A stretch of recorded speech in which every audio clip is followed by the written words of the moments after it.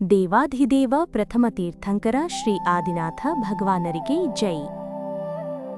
ಸಂತ ಶಿರೋಮಣಿ ಅಧ್ಯಾತ್ಮ ಸರೋವರದ ರಾಜಹಂಸ ಆಚಾರ್ಯ ಶ್ರೀ ವಿದ್ಯಾಸಾಗರ ಮಹಾರಾಜರಿಗೆ ಜೈ. ಅಭೀಕ್ಷ್ಣ ಜ್ಞಾನೋಪಯೋಗಿ ಮುನಿಶ್ರೀ ಪ್ರಣಮ್ಯ ಸಾಗರ ಮಹಾರಾಜರಿಗೆ ಜೈ. ವಾತ್ಸಲ್ಯಮೂರ್ತಿ ಆಚಾರ್ಯ ಶ್ರೀ ಪುಣ್ಯಸಾಗರ ಮಹಾರಾಜರಿಗೆ ಜೈ. ಎಲ್ಲರಿಗೂ ಜೈ ಜಿನೇಂದ್ರ ಮತ್ತು ವಂದನಾ. ವಿದ್ಯಾ ಸಂತು ಜೈನ ಚಾನೆಲ್ಗೆ ತಮಗೆಲ್ಲ ಸ್ವಾಗತ. ಬನ್ನಿ ಈಗ ಗ್ರಂಥರಾಜ ತತ್ವಾರ್ಥ ಸೂತ್ರದ ಸ್ವಾಧ್ಯಾಯ ಪ್ರಾರಂಭಿಸೋಣ. ಸೂತ್ರ 1 ಸಮ್ಯಕ್ ದರ್ಶನ ಜ್ಞಾನ ಚಾರಿತ್ರಾಣಿ ಮೋಕ್ಷಮಾರ್ಗ. ಇಲ್ಲಿ ಆಚಾರ್ಯರು ಮೋಕ್ಷದ ಸ್ವರೂಪದ ಬದಲು ಮೊದಲು ಏಕೆ ಮೋಕ್ಷಮಾರ್ಗದ ಪ್ರಸ್ತಾಪ ಮಾಡಿದ್ದಾರೆ. ಏಕೆಂದರೆ ಜಗತ್ತಿನಲ್ಲಿ ಇತರೆ ಏನು ಮತಗಳಿವೆ ಅವೆಲ್ಲವುಗಳಲ್ಲಿ ಮೋಕ್ಷದ ಪ್ರತಿ ವಿಸಂವಾದ ಇಲ್ಲ. ಆದರೆ ಮೋಕ್ಷ ಮಾರ್ಗದ ಕುರಿತು ವಿಸಂವಾದ ಉಂಟು. ಅನೇಕ ದರ್ಶನಗಳು ಮತಗಳು ಇದ್ದಾವೆ. ಇವರೆಲ್ಲರೂ ಮೋಕ್ಷವನ್ನು ಒಪ್ಪುತ್ತಾರೆ. ಆದರೆ ಮೋಕ್ಷ ಮಾರ್ಗದ ವಿಷಯ ಬಂದಾಗ ಎಲ್ಲರ ದಾರಿ ಬೇರೆ ಬೇರೆಯಾಗಿವೆ. ಉದಾಹರಣೆಗೆ ಬೆಂಗಳೂರಿನಿಂದ ದೆಹಲಿಗೆ ಹೋಗಲು ಬೇರೆ ಬೇರೆ ಮಾರ್ಗಗಳು ಇದ್ದಾವೆ. ಮಾರ್ಗಗಳ ಬಗ್ಗೆ ವಿಸಂವಾದಗಳಿವೆ. ಹಾಗೆಯೇ ವಿವಿಧ ಧರ್ಮದವರು ಆತ್ಮನ ಸುಖ ಮೋಕ್ಷದಲ್ಲಿದೆ ಎಂದು ನಂಬುವುದುಂಟು. ಮೋಕ್ಷವನ್ನು ಎಲ್ಲರೂ ಒಪ್ಪುತ್ತಾರೆ, ಆದರೆ ಬೇರೆ ಬೇರೆ ಮಾರ್ಗಗಳಲ್ಲಿ. ಹಾಗಾಗಿ ಮೊದಲು ಮೋಕ್ಷ ಮಾರ್ಗದ ಬಗ್ಗೆ ಪ್ರರೂಪಿಸಿದ್ದಾರೆ. ಇದನ್ನು ಗಮನದಲ್ಲಿಟ್ಟುಕೊಂಡು ಜಗತ್ತಿನ ಕೆಲವು ಮುಖ್ಯ ಮತಗಳ ಮೋಕ್ಷದ ಬಗ್ಗೆ ತಿಳಿದುಕೊಳ್ಳೋಣ. ಒಂದು ಬೌದ್ಧ ಮತವಿದೆ. ಇವರು ಹೇಳುತ್ತಾರೆ, ಪ್ರದೀಪ ನಿರ್ವಾಣ ಕಲ್ಪಂ ಆತ್ಮನಿರ್ವಾಣಂ. ಅಂದರೆ ಹೇಗೆ ದೀಪವು ಹೇಗೆ ಆರಿ ಶಾಂತವಾಗಿ ಬಿಡುತ್ತದೋ ಹಾಗೆಯೇ ಆತ್ಮನ ನಿರ್ವಾಣವಾಗುತ್ತದೆ.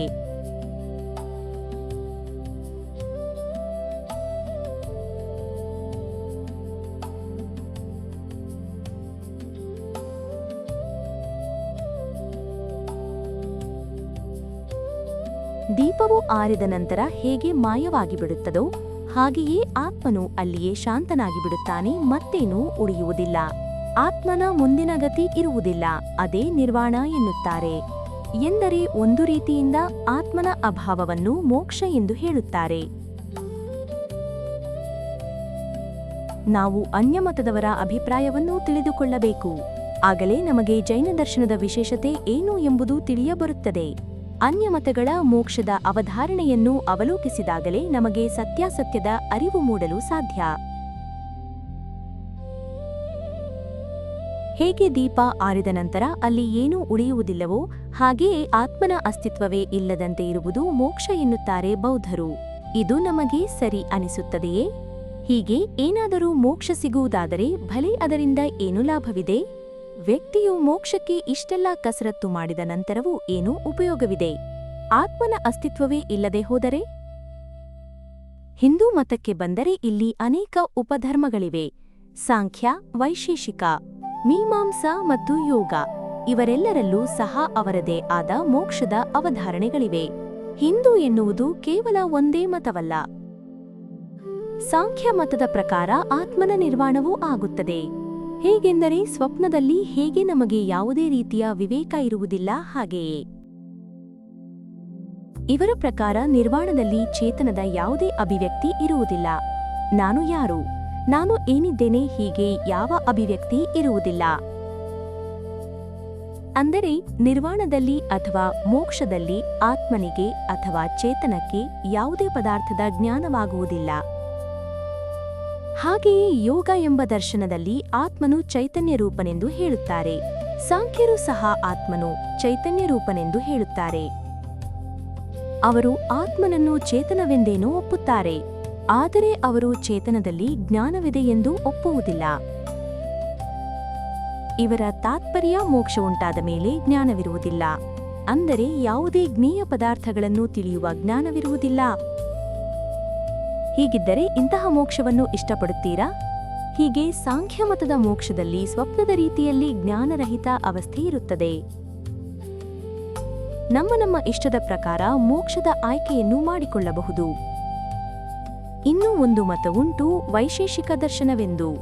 ಇಲ್ಲಿ ಇವರ ಪ್ರಕಾರ ಆತ್ಮನ 9 ವಿಶೇಷ ಗುಣಗಳಿರುತ್ತವೆ ಮತ್ತು ಈ ಗುಣಗಳ ಅಭಾವವಾಗುವುದರಿಂದ ಮೋಕ್ಷ ಉಂಟಾಗುತ್ತದೆ.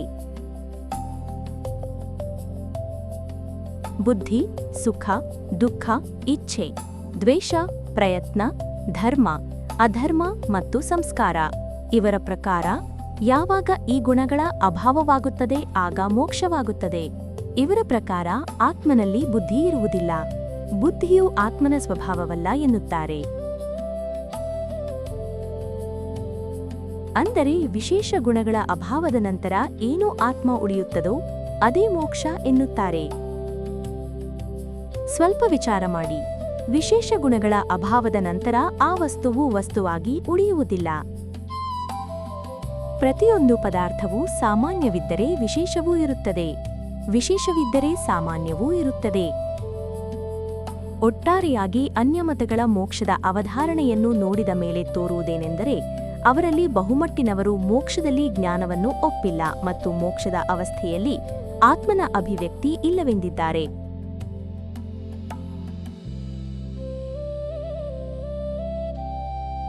ಬುದ್ಧಿಯಿಂದ ರಹಿತ, ಜ್ಞೇಯಗಳ ಜ್ಞಾನದಿಂದ ರಹಿತ ಶೂನ್ಯ ಅವಸ್ಥೆಯನ್ನು ಮೋಕ್ಷ ಎಂದು ಹೇಳುತ್ತಿದ್ದಾರೆ. ಆದರೆ ಜೈನರ ಮೋಕ್ಷ ಹೇಗಿದೆ? ಅತ್ಯಂತ ಅಂದರೆ ಅತ್ಯಂತ ವಿಶಿಷ್ಟ ಇದೆ. ಲಾಡುವಿಗಿಂತ ಸಿಹಿಯಾಗಿರುತ್ತದೆ.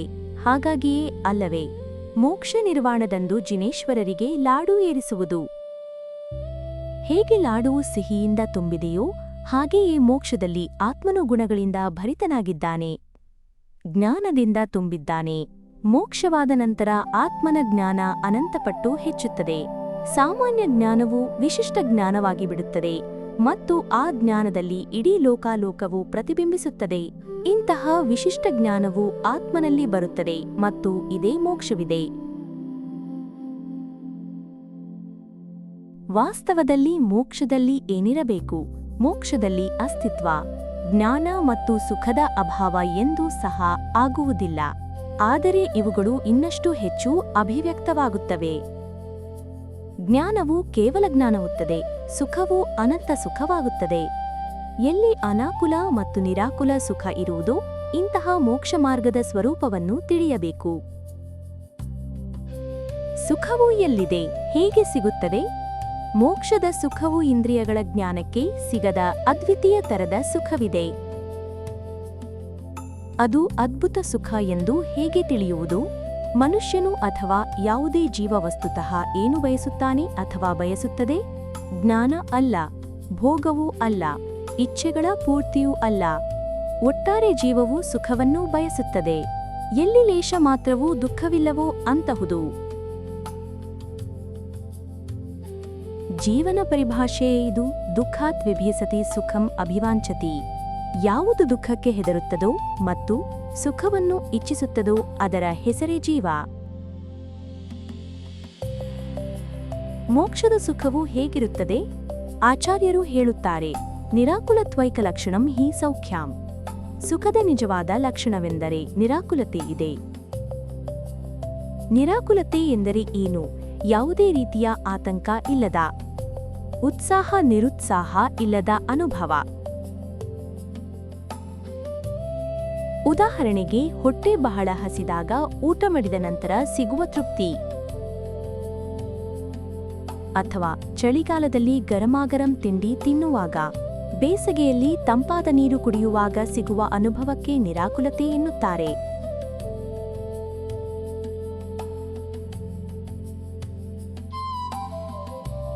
ಹಾಗೆಯೇ ದಣಿದ ಸಮಯದಲ್ಲಿ ಮಲಗಿ ನಿದ್ದೆ ಮಾಡಿದಾಗ ಸಿಗುವ ಅನುಭವಕ್ಕೆ ನಿರಾಕುಲತೆ ಎನ್ನುವರು. ಆದರೆ ಕೇವಲ ತಿಳಿದುಕೊಳ್ಳಲು ಈ ಉದಾಹರಣೆಗಳು ಅಷ್ಟೇ, ಏಕೆಂದರೆ ಇವುಗಳಲ್ಲಿಯೂ ಸಹ ಆಕುಲತೆ ಇದೆ. ಹೇಗೆಂದರೆ ನಿದ್ದೆ ಮಾಡುವ ಮುನ್ನ ಸಮಯಕ್ಕೆ ಬೇಗನೆ ಏಳಬೇಕು ಎನ್ನುವ ವಿಕಲ್ಪ ಇರುತ್ತದೆ. ಎಲ್ಲಿಯ ತನಕ ನಿದ್ದೆ ಮಾಡಲು ಸಾಧ್ಯ?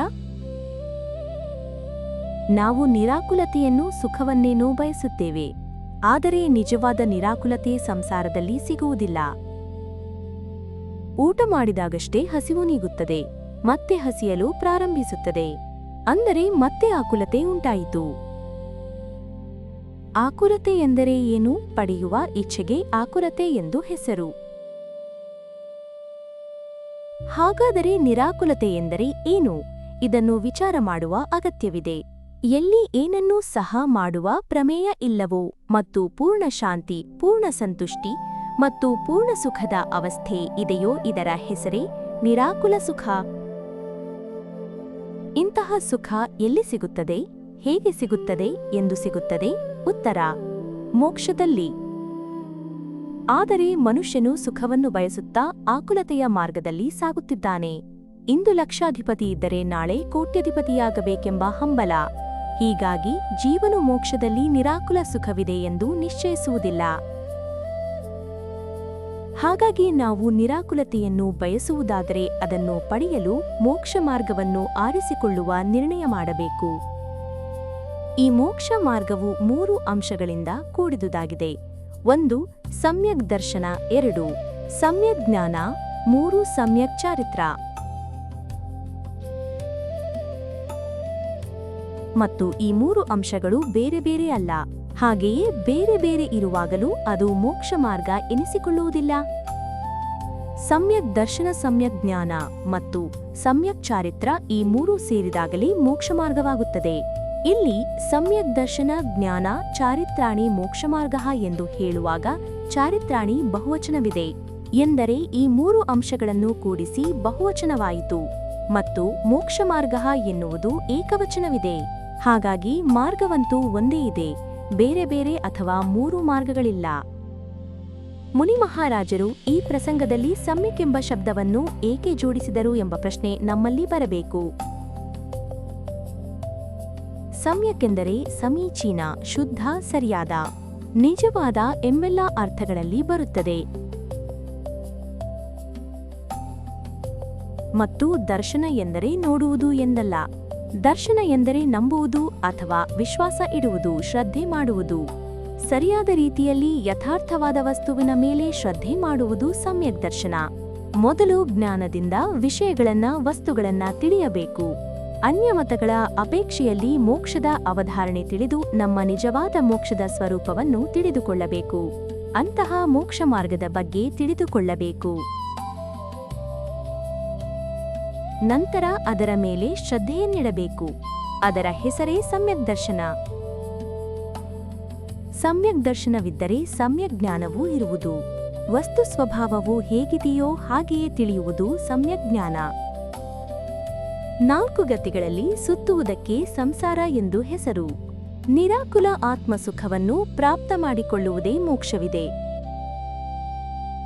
ಮೋಕ್ಷ ಮಾರ್ಗ ಎಂದರೆ ಸಮ್ಯಕ್ ದರ್ಶನ, ಜ್ಞಾನ, ಚಾರಿತ್ರ. ಸಂಸಾರದ ಮಾರ್ಗ ಮಿಥ್ಯಾದರ್ಶನ, ಜ್ಞಾನ, ಚಾರಿತ್ರ. ನಾವು ನೋಡುವ, ಕೇಳುವ ಈ ಲೌಕಿಕ ವಿಜ್ಞಾನ ತಂತ್ರಜ್ಞಾನಗಳು ಪೂರ್ಣ ಜ್ಞಾನವಲ್ಲ ಅಥವಾ ಸಮ್ಯಕ್ ಜ್ಞಾನವಲ್ಲ.